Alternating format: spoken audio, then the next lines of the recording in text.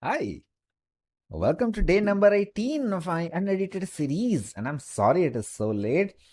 Uh, Today was absolutely hectic. I could not rest for a minute to even create a video. But here I am, night at 10 o'clock, because I'm not going to leave you alone and I'm going to publish every single day until my 365th day. Alright, so in today's video, we are going to talk about how can you define your target customer. One of the biggest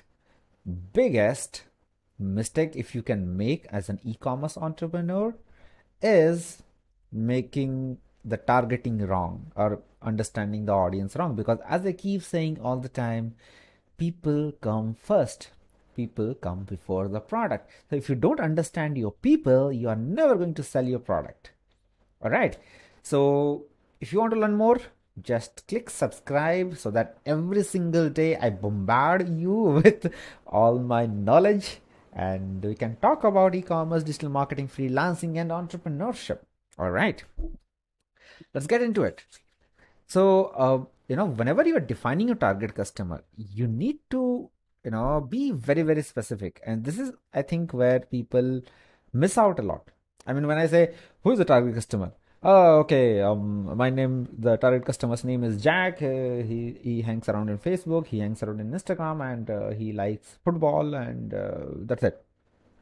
I asked this question to a guy who sells footballs online, or he offline as well. They have offline store. Now, that's not enough. Your guy can like Ronaldo or Messi. He can be completely polarized about Ronaldo or Messi, right?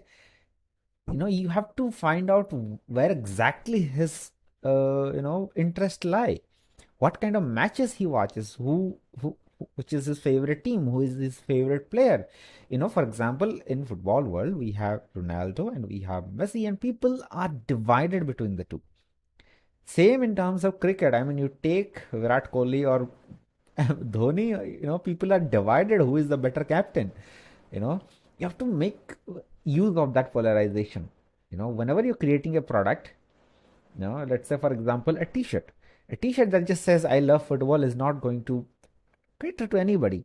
But imagine if I create a t-shirt that says, let's say, Messi greater than Ronaldo, something like that, something that creates that polarization, that invokes that sense of belonging, and people want to be there. People want to be unique as well as they want to belong to a particular group. Basically, people want to belong to a unique group of people, right? If that makes sense. And that is how cults are developed. Whenever you see any kind of cults, when I say cult, I actually mean cults. For example, religion is a cult. Every religion has a specific set of beliefs that may or may not resonate with another religion. People follow that one religion because that is where they want to belong. They don't often change their religions. Same with nationality. It's very difficult for a person not to be regarded as a person of a country where he is born, because he has a specific set of beliefs, which is the nation. Let's face it, nation is not a geographical identity. Uh, Nation is a notion, right? Nation is just a belief. We believe that this is the geographical area where uh, we live, and we live and die for a piece of cloth which we call the flag. But why do we do it? Because there is that sense of belonging and sense of uniqueness at the same time involved at one place. That feeling or emotion, when it is heightened to a certain place, we call it patriotism, right? Because we are willing to die for that one piece of cloth, right? Now, similar way cults function.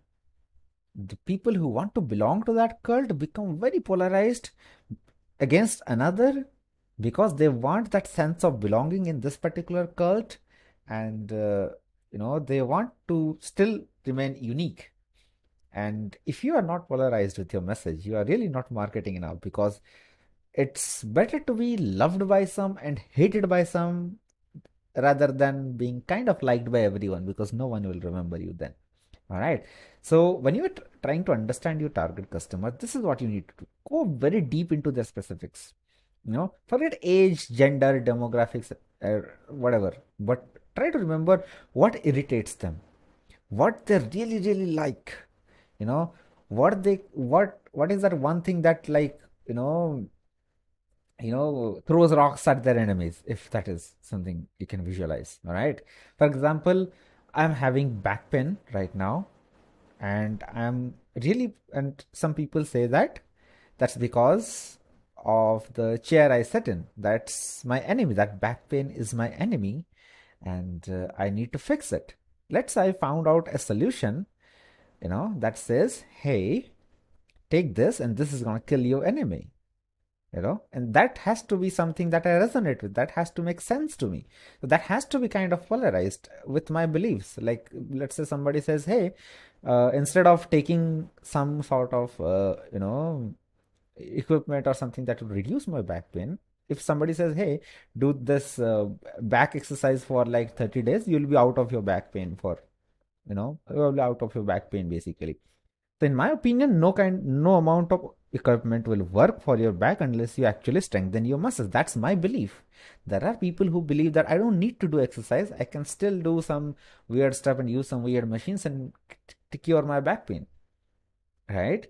And that's the kind of polarization that you need to create. As much polarization as you create, the better trust or better fan following you can have. And what else do I want to talk about? That is something like that. You have to figure out where they're polarized at in that particular niche. You also need to figure out, mm, what exactly they like. For example, what is uh, in that particular community where they have that sense of belonging. What are those things that they just love? They don't like, they just love. For example, you take the case of Apple computers or iPhones or something. People don't buy an iPhone because of its features. People don't like an iPhone. People like Samsung. People like Nokia or whatever those brands are. But people love Apple. What is that one thing that makes them tick, that makes them just love that product? You have to figure that out. And imagine if you can just figure out what people love and what people hate, and you cater your product in such a way that they are against the product that they hate and they are for the product that they love, or at least the branding of your product, the messaging of your copy, or anything that is framed in such a way that they feel that what you are talking is making sense to them, so that whatever you are talking is for what they like and against what they hate. Imagine the kind of loyalty you'll build that way. So, all in all, this is what happens. People can do anything and everything for other people, or salesmen who can do these 5 things. First, justify their failures, allay their fears, throw rocks at their enemies, and I think what else was there? Mm, there was some 5 stuff. I think you can make do with 3. I'll come back with the 5 more. That is my next video's topic actually. So I'll be coming back to that. I read it in Expert Secrets. I don't want to mess that up. All right, that's pretty much it. Okay, let me actually read it out.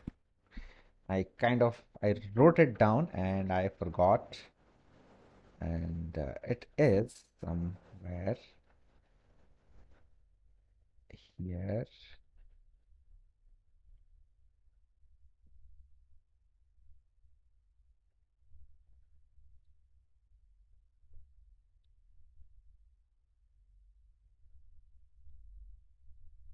Yes, yes. So these are the 5 things that any salesman need to have to really, really build that loyal following. This is by Russell Brunson and Expert Secrets. Definitely read this book. Amazing book on marketing and psychology and how to position yourself as an expert. So people will do anything for other people who can encourage their dreams, confirm their suspicions, justify their failures, allay their fears, and throw rocks at their enemies. So I kind of forgot encourage dreams and confirm suspicions. So yes, if you just have like 3 of these 5 things right, you can absolutely kill it in your sales. And you know, that's the way you need to define your message. So yeah, that's pretty much it for today's unedited video. I kind of made it in a haste, because that makes sense, right? It's unedited. And yeah, that's pretty much it. And how do you like my new glasses? Put it in the comment section. I really think they are cool, but someone that I'm really close to, she thinks that they don't make me look good. What do you think? Put it in the comment section. Let's see who is correct. All right, bye bye. Also, like, share, subscribe, whatever they say.